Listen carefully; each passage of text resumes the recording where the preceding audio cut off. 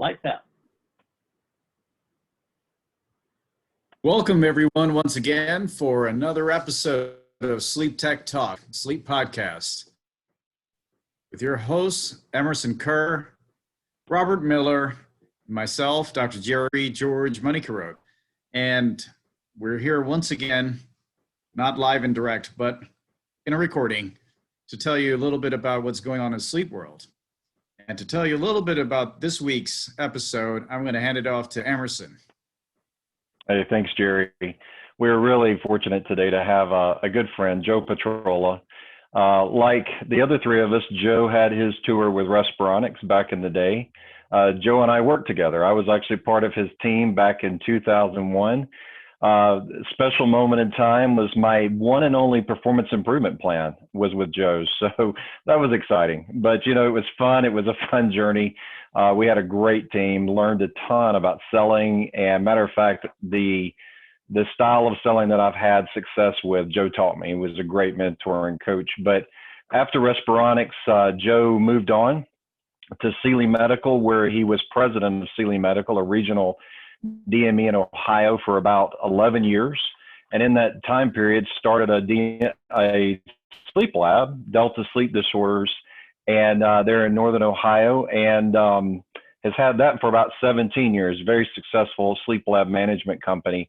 And in the meantime, because Joe is always sort of forward thinking and a little bit ahead of the rest of us, got interested in blue light and in the manufacture of glasses for that. So, you know, Joe, it's fun to have you today. Appreciate you taking a few minutes out to join us and talk about this. So how in the world did you go from DME and sleep lab management to thinking about blue light? That's got to be quite a story. First, thank you for having me, Jerry, Robert. Yeah, Emerson and I had a lot of fun together at Respironics back in the day, flying around the country and talking to customers, etc. But to Emerson's point, I actually have been in the business for 33 years, started in 88 in home medical equipment, and you know, was exposed or introduced to, is probably a better way to explain it, sleep diagnostics, you know, kind of early on in the process, and sleep therapy. And that interest was peaked throughout the years. And then while at Respironics, really got to see the world, more or less, one way or another, virtually or otherwise, right, Emerson? We were all over the place. So, you know, the whole idea of sleep medicine was fascinating, is fascinating to me. You know, sleep is the cornerstone of health, and you know, there is no biologic defense mechanism. We don't have one for poor or lack of sleep. So it's been a topic of interest of mine for a long time. And the idea to start, actually the company is Delta Sleep Center Management Services. And we started out in 05, and we had a little different, at least I had a little different thought on how we should be approaching the market. And that was to go get primary care physicians interested in sleep medicine, because by the time they were getting to pulmonary and by the time they were getting to cardiology, they were pretty far down the road. And we just thought that we probably were missing a lot of people. So that's how we started, and continue to grow the business. And then, you know, what's also fascinating to me about sleep, and to fast forward to Bluewinx and blue light, was the fact that there's 100, well, maybe even more than 100 now, recognized sleep disorders. And, you know, right now in the sleep business, the sleep arena, it seems like, you know, most centers, including ours, we do a lot of identification and treatment of obstructive sleep apnea. Of course, we see narcolepsy and restless leg, and we do see REM disorders and so forth. But boy, there's a lot more to it than that. And the one really big bucket that fascinated me was insomnia. And you know, with 35% of the worldwide population impacted in one way or another with insomnia, 95 million people alone in the United States, I thought, well, we should take a closer look at this. And so Emerson will tell you, some of our philosophies are, you know, obsolete yourself before someone else does. And so I started looking at what makes sense, and what could we convey in short order to the physicians, to the community about insomnia. So as I started looking, and I did a ton of research. The one thing that kept coming up was light. And then if you guys know Matthew Walker, I'm sure you know Dr. Walker. He's a neuroscientist at the University of California, Berkeley. But I believe that's correct. I can check that, but I'm sure you guys know who I'm talking about. If you don't, you want to. He's done tons of studies on this. But that really then started to draw my attention to the fact that when did problem sleeping occur for some people, and some people say the advent of electricity as light impacts your ability to fall asleep, stay asleep, right? And then again, fast forward to flat screened devices, energy efficient light bulbs. Now we're dealing with blue light. So researching blue light became my mission. And again, if you listen to people like Dr. Matthew Walker, he said that when you're dealing with a circadian rhythm disorder, it's very difficult to treat, but you better treat light, body temperature, and melatonin. And so that became, again, the focus of our research, or my research. Now, kind of unbeknownst to me, there was also another component of this light, and that is eye health, eye fatigue, etc., which seems to be more prominent right now. We're probably still educating a lot of people, specifically in the U.S. It seems like outside the U.S., blue light is a little more well known, or the negative impacts thereof. So that was the impetus. I wanted to move the model to start to look at what we can do realistically and credibly, efficaciously. I mean, I was tired of people asking me questions about mattresses and pillows and stuff that I thought was not inconsequential, but probably not as important as light. Somebody want to?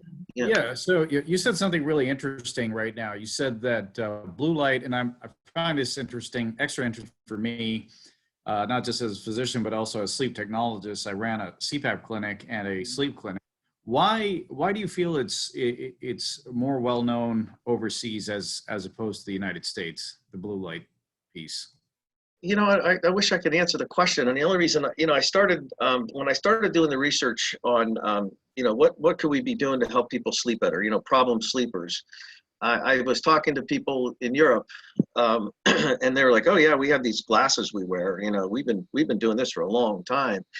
And I was like, really? They're like, oh yeah, blue light is very prevalent in Europe. We understand it. We understand the impact. And then I started dealing with a company in Switzerland, and their company was solely interested in light therapy, and light therapy from the seasonal affect disorder, but also helping people with circadian rhythm disorders. And then there too, and I talked to that owner, very sharp. She was also very much aware of the impact of blue light. I wish I could tell you more, but Emerson and I saw this though a lot of the time. I don't know, we have a lot of, in medicine in the United States, as you guys know, the FDA and a lot of regulatory agencies, sometimes it just takes longer for things to filter through the system maybe. But I was really shocked to learn, and this goes back to conversations I was having with people in 2017. And, today, if I would say that California, Texas, a lot of those, I hate to say, more tech progressive parts of the country, they're very much aware of blue light. Some areas are still devoid, and I could say overall, most people still don't understand the impact of all light again impacts sleep, but blue light has a particular negative impact because of the wave. It's a shorter waveform, therefore it's a stronger waveform. It's to the retina and macula, and then to the hypothalamus, to the suprachiasmatic nuclei, then to the pineal gland. You get all that, right? You probably know it better than I do. But at any rate, that's what I can tell you. My short answer is I don't know. Well, I know that we all certainly are aware of sort of having a phone, so much these days, just right in front of us and staring at these phones all day, and even computer screens and those sort of things. But talk a little bit about what, the difference in how it's going to be beneficial for someone if they were to get one of the blue light glasses, but then also, is there a difference even if you have the ability to do the dark screen mode for your phone versus the, your standard light screen? Yeah, that's a great question. So, most of the apps, Flux and otherwise, don't necessarily, they change the color of the screen, but the issue is the blue light, okay, emitted from the screen. Now, if you talk, it's really interesting what's happening in the ophthalmic world. There is a school of ophthalmologists that and optometrists that believe that that our eyes really are protected as is. That now we see impacts in animal models with macular cell changes and so forth, but the blue light that comes from the sun is many times stronger than the blue light emitted from a flat screen. The other side of the argument is, no, we're seeing these changes and we really should be paying attention to them, and that the difference is, what we're doing today is we're 2 feet from a screen 9+ hours a day, right? So, so now we're starting to see some human models now taking a look at this. And so it's going to be interesting. Now, nobody debates the blue light impact on sleep as much as they debate whether there's macular cell changes and whether we're going to see. Now, there's a group out there that are saying they're seeing macular cell changes in kids in their teens, right? And I think the biggest difference is, again, now we have energy. You're just exposed to it a lot more than you ever were. And so then, sorry, go ahead, Emerson. Well, I think, as I'm thinking about the population, our friends that are listening to us today, and is not just the fact that, we all have our phones and right now we're all at our laptops, but our sleep technologists, every night are staring at screens. And, that's part of our audience here, as we're talking today is thinking about that. When, if I remember correctly, you wear them all the time. So those are Bluewinx glasses you have on. They don't look like traditional blue blocking glasses that are yellow or tinted. So how do these glasses work? How do they, if a sleep tech were one of us or one of our friends that's listening or watching were to get one from you, how do they work? How did you get to the place to develop a glass that looks natural? It looks like you should be wearing it in the office. Okay, Emerson, I'm going to ask you to help me stay on point, but I want to back up a second. What we learned about being in the medical field is a couple things. One is, the biggest issue that we have with reoccurrence of exacerbations for COPD, CHF, any really chronic problem, comorbidity, is compliance, right? So we have a hard time getting patients to do what they're supposed to do when they do it. So when they should do it, rather. So among the things we wanted to do, and the reason we went with the glasses and specifically these lenses, are a couple fold. One is the psychology of buying's changed in medicine. Now there's something called HSAs, health savings accounts. You've heard them. They're called other things, but flexible spending, etc. So people are less resistant to maybe paying out of their pocket for something they think will work. The other is that it's got to be stupid simple. It's got to be simple. It can't be complicated. It can't have you see those people laugh all the time. I talk to people and they're like, I take this medicine, and you see the side effects of the medicine. You take this pill, your head falls off. Some people, drop dead. Joking, of course, but there are no side effects to these glasses. They protect your eyes. That's it. And the user error is very low. You put them on, you take them off. That's it. So now here's the other behavioral aspect of this. If I told you that depending on your sensitivity to blue light, sleep technologists and others, and I said, it's different in different people, but you really should stop looking at all flat screen devices and shut off energy efficient light bulbs somewhere around 2 hours before you go to bed. How many people do you think will do that? Right. So like when we tell CPAP Negative patients, Ghost Rider. Negative huh? Ghost Rider. I said negative Ghost Rider on that one. Negative Ghost Rider. That's my favorite saying. So I said, what if we gave them a solution set and we were filtering the right blue light, the right nanometers? Now, here's the other issue. We had one type of lens, but it had a significant amber tint. It was a little more filtering on the low end. It's kind of opposite the low end, the 460 nanometers and above. Ours are filtering in the high energy. We're filtering over 80%. This is an embedded technology. Okay, these are not stamped out of some plastic overseas. These are made by Total Blue. These are a Kodak product by Total Blue. I can show you on a spectrometer what we filter, but we're starting about the 420 nanometer range coming off a screen up until about 440 is that high energy you want to protect your eyes during the day. And at night, we go above 440 into 460, which is, and it's debatable. 460, 465 is about the melatonin interruption. Well, we filter there too. So what we said was, let's come up with a product that does not have a significant amber tint so people wear them, right? If you don't wear them, they're not going to help. So guess what we learned about glasses? And I'm devoid of this altogether. I didn't get this gene. There's a fashion component to it. People want to make sure they look good.